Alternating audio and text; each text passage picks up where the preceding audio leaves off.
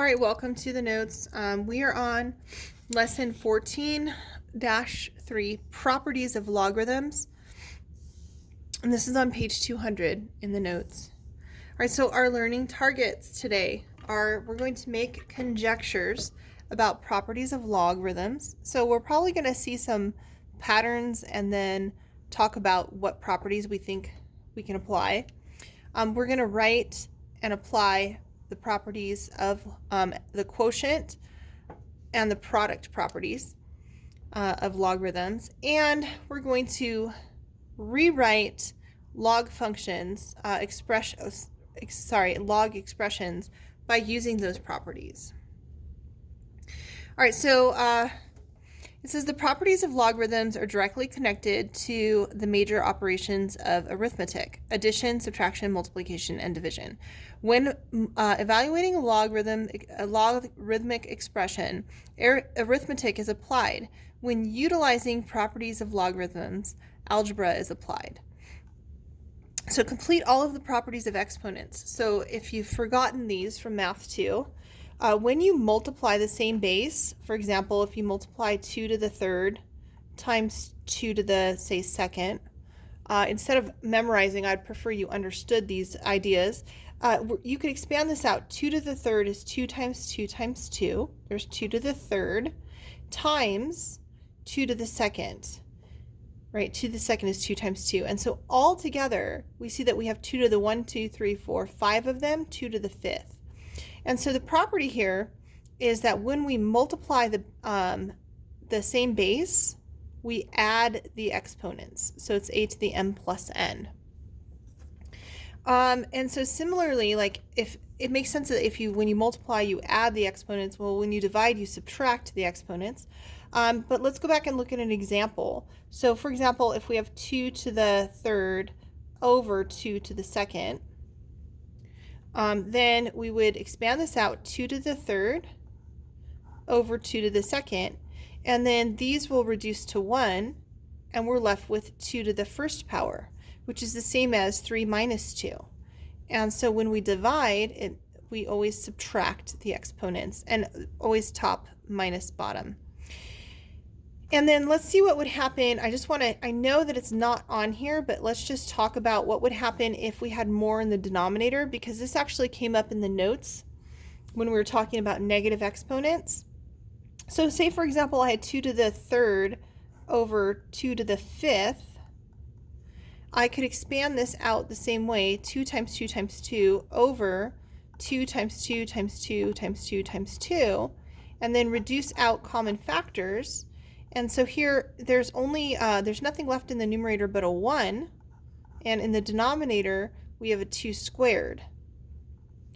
And so these two things, right, are equivalent.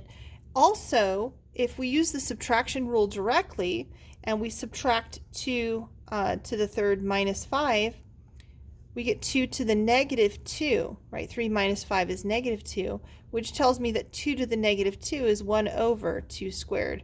This was what I talked about in class, and that whenever you have a negative exponent, you'll end up with a fraction.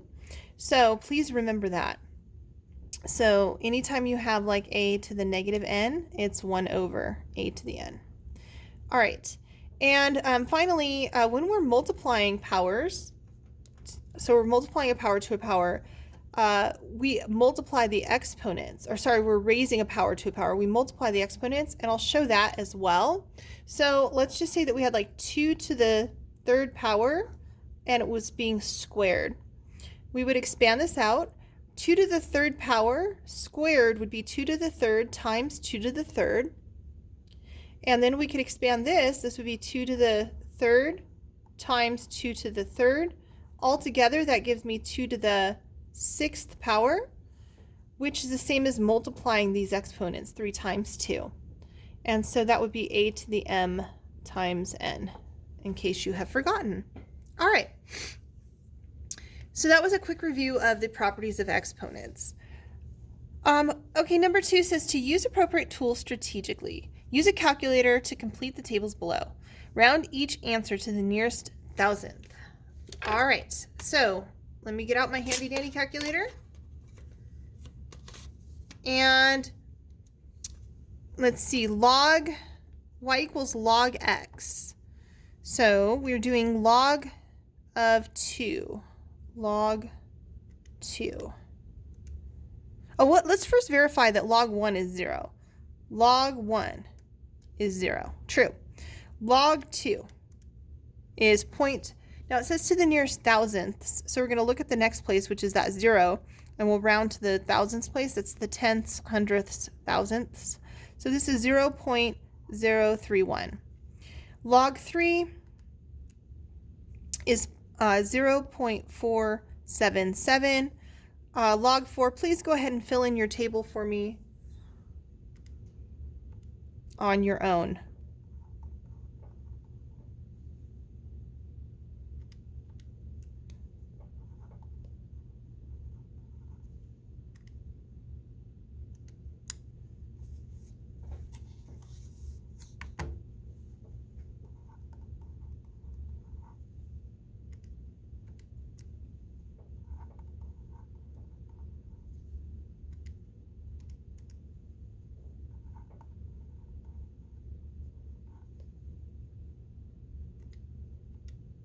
Oops, I skipped log 8. I'll go back and fix this one. So this is 0.954. And this one should be 0.903. Oh, log 10 is 1. All right, so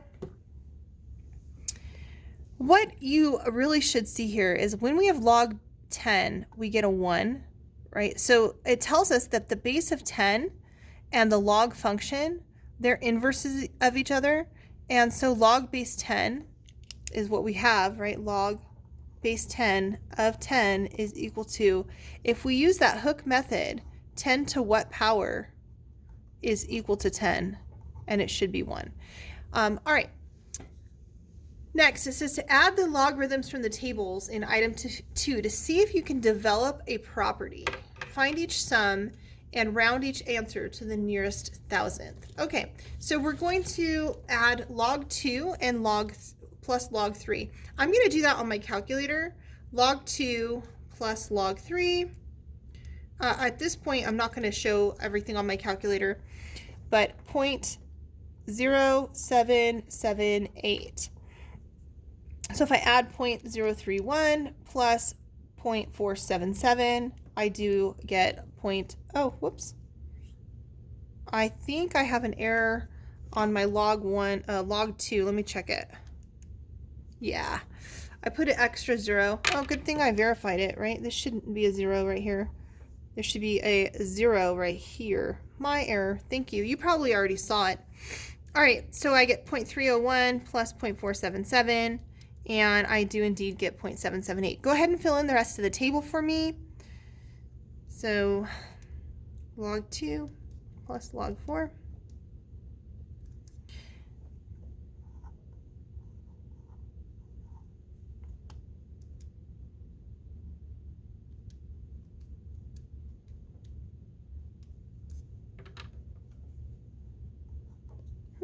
That one's odd.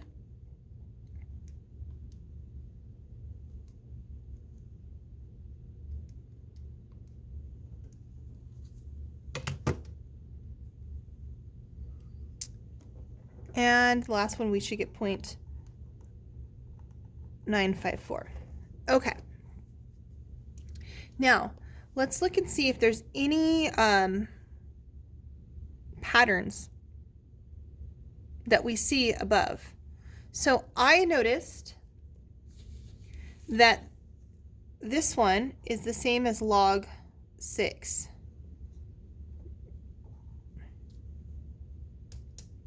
That's what I noticed, right? I noticed that this is the same as y equals log 6. This one is the same as log 8. This one is the same as log 10. And this one is the same as log 9. Now, let's see what the next question is going to ask before I move on. It says compare, yes, that's exactly what it's going to go to. Compare the answers in item 3 to the table of data in item 2. Is there a pattern? And if yes, explain what you found. So what I noticed is that, yes, this is equal to log 6. I can see that. But what is the relationship between this 6 and this 2 and this 3? And the same thing here. What is the relationship between this 8 and this 2 and that 4? And what about the relationship between this 10 and this 2 and this 5? Or the 9 and the 3 and the 3? So if you think about that for a moment, hopefully you see that the relationship is 2 times 3 is 6, 2 times 4 is 8, 2 times 5 is 10, and 3 times 3 is 9. So the relationship I noticed is that they are equal to the products of the logs. So I don't know if I've phrased that exactly the way that they want to see it. Let me take a look and see how they phrased it. I mean, definitely we can see there's multiplication happening there. So let's see how exactly they phrase it. They said, yeah, the two logarithm of like bases, when we add them together, their result is the product, the log of the product. So yes, they're equal to the products. So in general, the equation, or I shouldn't say the equation, the property is that if we have log with the same base of m plus log with the same base of n, remember the bases must match. So same bases are equal. That we can rewrite this as log with the same base of m times n, like that. Okay. Explain the connection between the property of log stated in item 4 and the corresponding property of exponents in item 1. All right, so this is the product property, or the addition rule right here. It's called the product property, that we're adding two logs. We multiply their log. Here, if we're multiplying 2, we can add the exponents. So you can see that if you're adding the exponents, you're really multiplying the two bases. And the same thing here, if you're adding the two logs, you're really multiplying the two bases. Or not bases, but the two quantities. All right, explain the connection I just did. So we're going to skip over that, but you can write it down if you'd like. It says to graph y equals log 2 plus log x, and y equals log 2 times x on a graphing calculator. What do you observe? All right, so I'm going to take out my graphing calculator. Let me clear these out. So we've got y equals log 2 plus log x, and then log 2x. And I'm going to zoom standard this.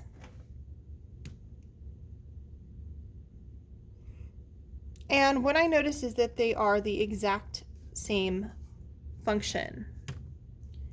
They are the same function. All right, let's apply why that is. So, or let's go back and look at why that is. So when we're adding these two, if we were to go back and use this rule right here, this would be the same as log, they have the same base, 2 plus log x. I can rewrite this as log 2 times x, which is log 2x. So we can even graphically verify that rule. You guys should try the check your understanding here. So take a minute to pause and then go ahead and do the check your understanding. I'm going to go ahead and fill them out for you. So number 7 is false. This should be, right, using this property, log m times n should be log m plus log n. This one would be true. This is the definition of that property. Log x times y is log x plus log y.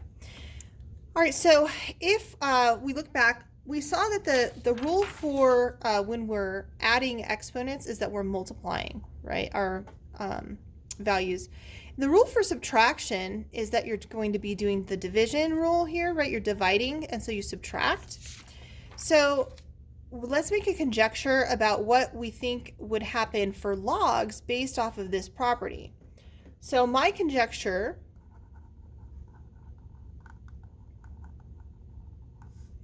is that when subtracting two logs, obviously with the same base, we can rewrite it or write it as division.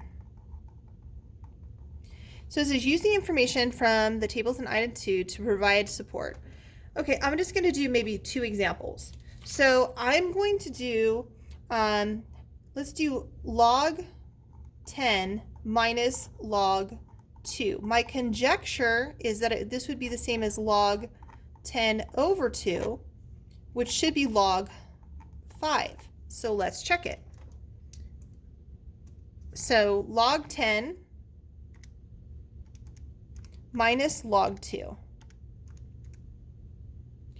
is 0.699, which is log 5. Maybe let's do one more. How about log, let's do log 8 minus log 4. My conjecture is that this is log 8 over 4, which would be log 2. So log 8 minus log 4 is 0.301, which was log 2. So they are equal. And then it says to graph this on the graphing calculator. What do we observe? So let's go ahead and do that again. So we'll change it to log x minus log 2. And then this one will be log x over 2. Now you do need to be careful. This is going to be x divided by 2. That you always divide in the correct order. And then I'm going to zoom 6 this, and I guarantee you that it's going to be the same function. And it is. They are the same function. So we verified graphically as well.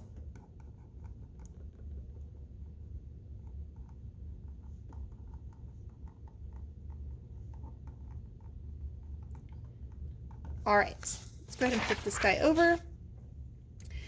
And this is really, we're coming to the end. You should try to check your understanding. I am going to make a note off to the side. Okay, the product rule, or the product property, is that log A plus log B is equal to log A times B. I'll put parentheses there. And the quotient property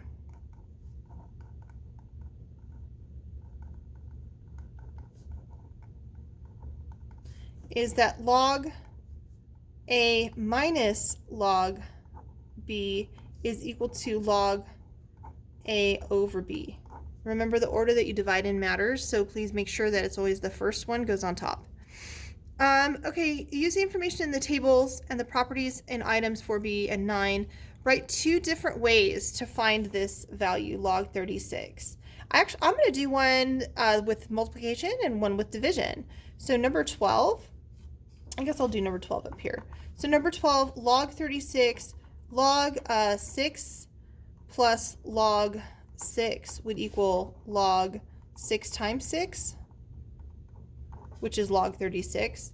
And maybe I could think of one with division as well. How about log 72 minus log 2 would equal log 72 over 2, which is 36. All right. And then finally, let's do number 13. It says write a log expression. Oh my goodness, I hope that this camera has not been off the whole time where you can't see the whole screen. Oh well, I hope not. All right, write a log expression that contains a quotient and simplifies to 0.301. So if we look back, 0.301 was log 2. So to write a log function like that, we just want something that divides and we get a 2. So for example, we could say log of, say, 10 over 5, which would be log 2, which would be 0.301. And then finally, the last one, construct a viable argument. This is not true.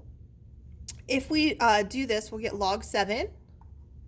And we'll say that that's not equal to log 3 plus log 4. You can verify that.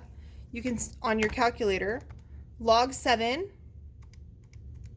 is 0.845, which is not equal to log 3 plus log 4, which is 1.079. All right, guys, that is it. I hope you liked those notes. Have a good evening.